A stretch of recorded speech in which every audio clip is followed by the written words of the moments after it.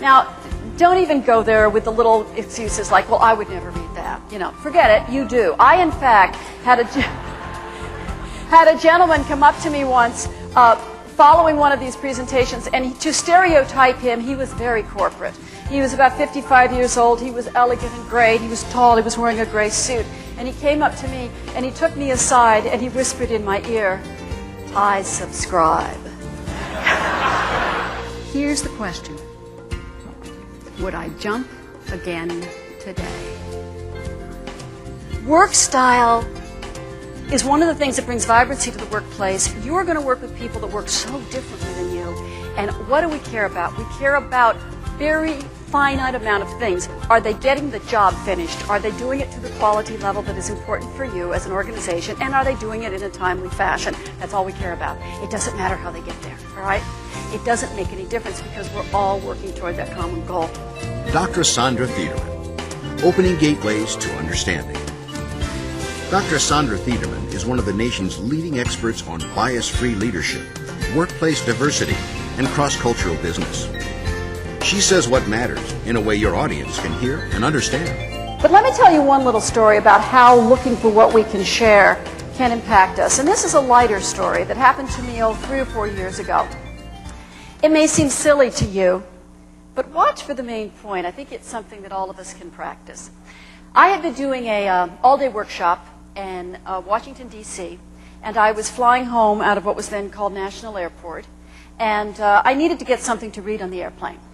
And I walked into the magazine kiosk to find a magazine to read, and you might think, you know, doing what I do, that I would be looking for something reasonably intelligent or something kind of businessy, like Fortune or at least Newsweek or U.S. News and World Report or something like that. But no, folks, forget it. It had been a long day. It was going to be a long flight. I was looking for my latest issue of People magazine. So I walked into the magazine kiosk and I looked around to find the latest issue, and I finally found them stacked against the wall, and there's like thousands of them. I don't know why. I don't know who buys them. I mean, everyone must. And I took the latest issue up off the stack, and I read what was on the cover. And when I read what was on the cover, I went into shock. Now, before I tell you why I was so upset, let me say this much. Some of you are going to agree with my reaction. Some of you are going to disagree with my reaction. And a whole bunch of you are going to say, why does this woman care? Well, we're doing diversity here, okay? So empathize, all right? On the cover, it said, quote, People magazine readers decide, Nick Nolte, sexiest man alive. I don't think so. And all I could think of is, what is the world coming to, and whatever happened to Sean Connery? Right?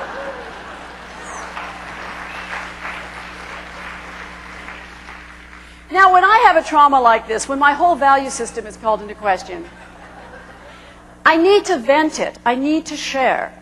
I can't call my poor husband 3,000 miles away in San Diego. He will think I've gone over the edge. So I stood there in the kiosk, and I kind of looked around to see if there was someone there who would be willing to listen to my troubles. And I noticed a young woman standing behind the counter. And at first I thought, nah, I don't think so. One, she looked to be about 18 years old. I figured she's not even going to know who Nick Nolte or Sean Connery are. Right? Two, she was dressed in traditional East Indian garb with the bindi spot on her forehead. I figured she's from another culture. She has completely different taste in men. And three, she was speaking to someone with a rather heavy accent. I figured she's not going to understand the words that I'm saying. Well, I don't know what happened. I guess I was desperate. I kind of staggered up to the counter. I dropped the magazine. I pointed to it. I looked up at her. I said, isn't this disgusting? She looked straight back at me, and she said, what is the world coming to, and whatever happened to Sean Connery? Now, is this an important issue? I don't think so. Is this a cosmic issue? Not really.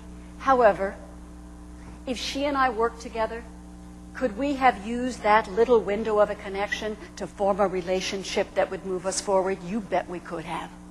And if she were a potential client or customer of mine, could we have used that little bit of female silliness to create a bond upon which we could build?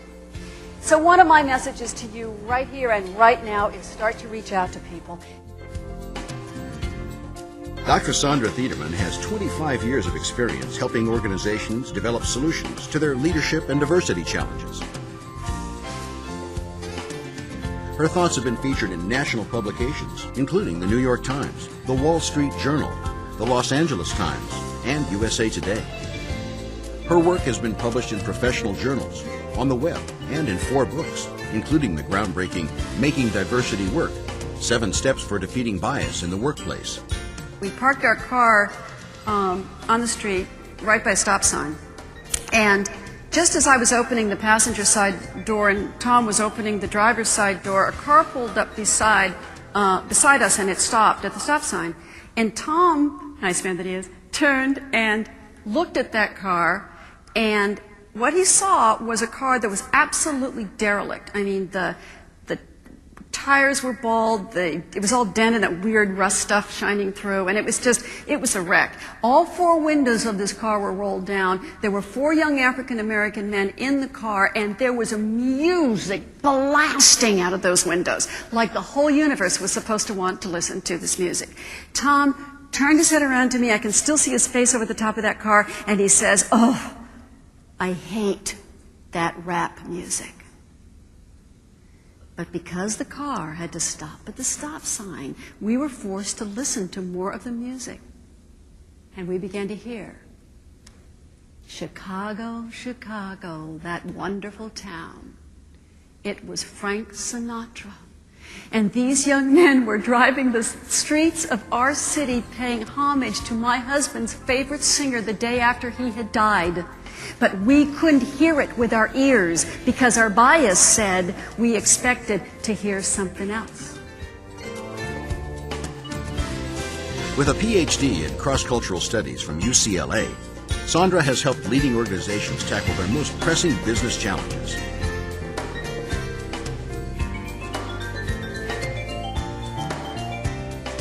What kinds of judgments do we make of people? What kinds of judgments do we make of people who are multitaskers, people like me? You people that are focused, how do we drive you crazy? Just go ahead and vent. What do you think of us? We're hysterical, we're scattered, we're never going to get anything done. And you know sometimes it's true. You're looking, it's like 9 things at once. Hey, multitasking, got it going. Right? Now, okay, multitaskers, our turn. What do we think of these folks, like my husband, whom I love dearly, who can begin a task and work it through to completion, but if you try to talk to him, he stops what he's doing. And you can keep going now. It's all right, we can do this at once. We can drive the car and talk. No, it's not that bad, but, it's okay. What do we think of those people? Come on. Boring. Thank you. Uncreative. Sometimes we even think they're stupid, okay? You know what? They're not. And I can be hysterical, but I'm generally not, okay? Workstyle is one of the things that brings vibrancy to the workplace. You're going to work with people that work so differently than you. And what do we care about? We care about very finite amount of things. Are they getting the job finished? Are they doing it to the quality level that is important for you as an organization? And are they doing it in a timely fashion? That's all we care about. It doesn't matter how they get there, all right? It doesn't make any difference because we're all working toward that common goal. Because knowledge of diversity and bias reduction is essential for success in all aspects of business, Sondra's topics are perfect for any conference theme. From leadership to sales to managing change, she takes a fresh perspective that will make your audience laugh and think and change. Maybe this person does understand. I learned this one particularly well when I was living in Los Angeles. I grew up in LA, and in the course of growing up in LA, I had about 5 experiences of being accosted by men on the street. Now, when I say accosted, I mean not call the cops accosted, but kind of not hi baby either. The women know what I mean. It's that creepy stuff in the middle. She's nodding, she knows. Okay, the creepy stuff in the middle where it's kind of, I don't want to be doing this, but, okay. Demographically, this is significant. 4 of these men were white. 1 was black. Hold that in your head, that matters. Just before I moved out of LA to move down here, I was walking up a street one day. Broad daylight. Very nice neighborhood. Lots of people around me, walking a perfectly safe distance from the curb. And after a few minutes, I noticed that a car pulled up beside me, slowed down, and stopped. And just as I turned my head to look at the car, the driver lowered his head, and as soon as I saw that his skin was black, I jumped back. And then I had one of life's great moments in which this man looked at me with remarkable dignity and compassion and said, "That's okay. I understand." Asked for directions and proceeded to drive on up the street. As I walked on up the street, I got to thinking, well, Thiederman, this is just swell. This is how you make your living. And you're running around doing this. And then I thought, this is peculiar, too. 4 of my bad experiences were with white men. You would think I'd be going, ooh, it's a white guy, watch out. But I don't do that.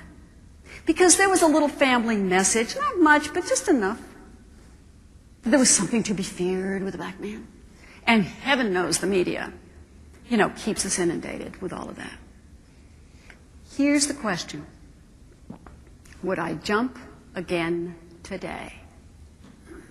Truth, I honestly don't know. But I'll tell you this much. I'll bet you I'd feel the urge to jump. I'll bet you that there would be that little knot in my stomach that would go, whoop. Okay.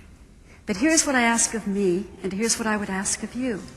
That I would have the intelligence and the intellectual discipline and the heart and the wisdom and the awareness to take that urge, that bias, and shove it aside long enough to see this guy for who he was, which was a guy without a map and a man that was willing to ask for directions. Sondra Thiederman motivates audiences and sends them away with specific skills that they can immediately apply to become better leaders, better team members, and better people.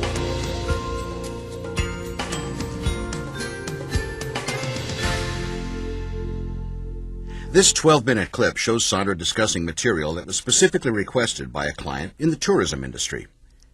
The needs of your industry and your organization are no doubt different.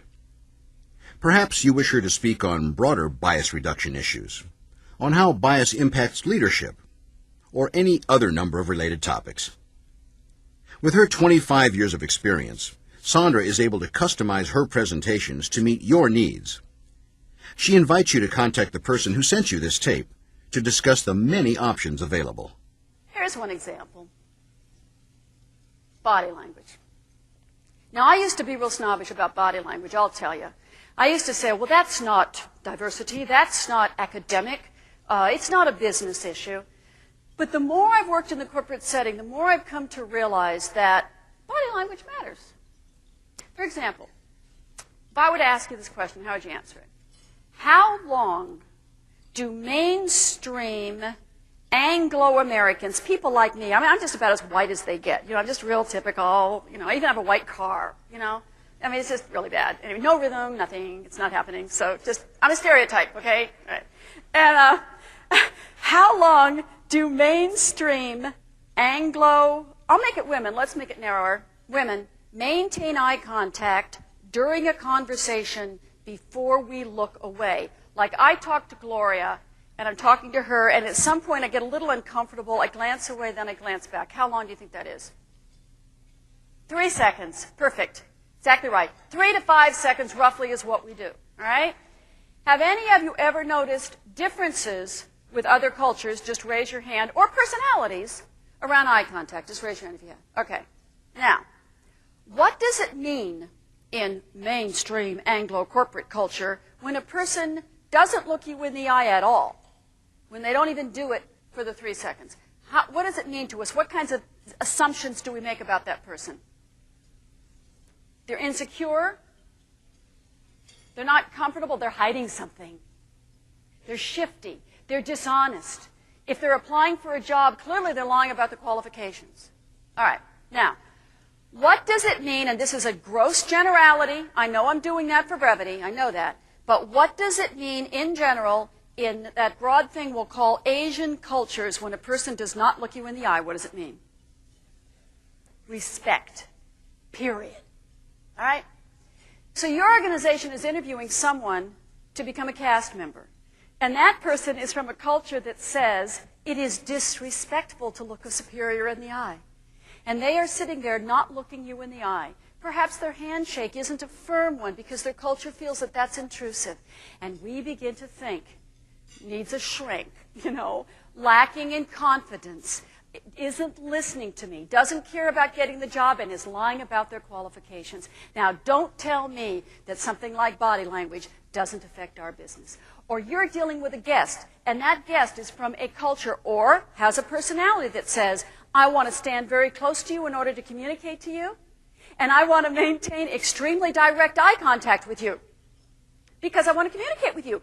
Not because I'm an aggressive person, not because I'm angry, but because my culture says that's how we do our relationship. And suddenly you've got a situation where one of your cast members thinks they have a conflict when they don't have a conflict, right? Body language matters. Now, you can say to me if you want, and I understand it, well, we're all in this country. How come people aren't learning that body language is different here than it is there, and maybe they need to adjust to live here?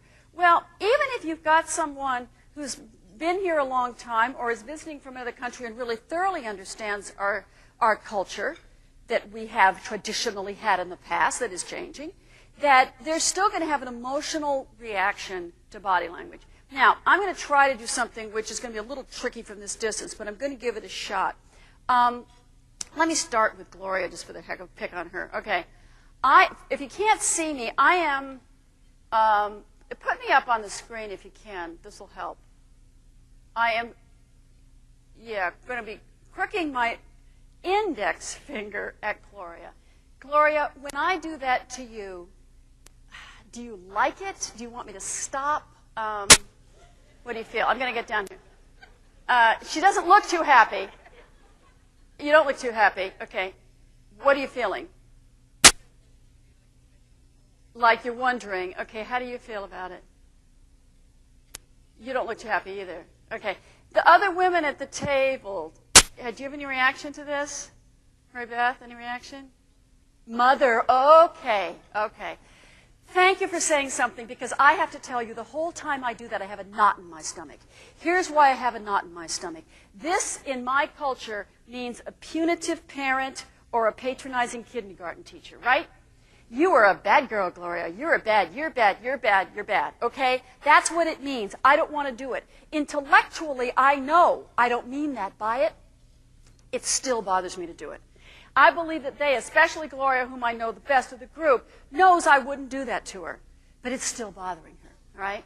The reason I didn't do the men is, here I have a PhD and I'm supposed to be smart, right? I used to try this with men in the group. It's a whole other thing. Notice? Right? Isn't that weird? It's like bizarre. It's just, yeah. Life tip, a PhD does not buy you all types of intelligence, okay? Body language matters. Let's take a look at another type of difference here. Work style.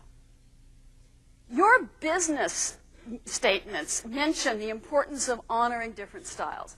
And I want to talk about this for a minute. I'm going to talk about it in the context of gender.